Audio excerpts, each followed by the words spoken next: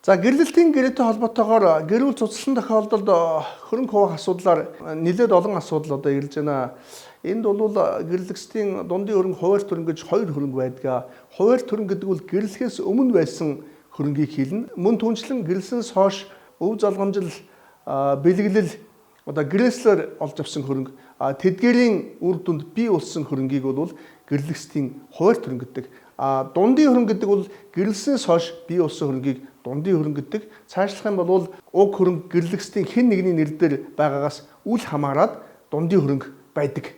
Харин гэрлэгчид өөрсдийн хуваарь төрөнгөөс бүхэлд нь буюу заримыг нь хэсэгчлэн дундын хөрөнгөнд шилжүүлж болдог. Энэ тохиолдолд шилжиж очисон хөрөнгө түүний улмаас бий болсон хөрөнгө нь бол дундын хөрөнгөнд бол тооцогддог. За ийм учраас гэрлэлт цуцласан тохиолдолд нэгдүгürt бол хуваарь хөрөнгөө өөрөө авна. За хоёрдугаарт нь гэрлэгчдийн одоо дундын хөрөнгөө өөрт ногдох хөрөнгөө бол авна. Гэхдээ одоогийн зохицуулалтаар гэрлэлт цуцлахад хэн буруутай байна гэдгээс хамааруулаад за мөн түүнчлэн гэр бүлийн гишүүдийн одоо тэр дундаа хүүхдийн одоо эрх ашигыг хамгаалж за ногд хөрөнгийг бол шүүх өөрөө тогтоож болдог.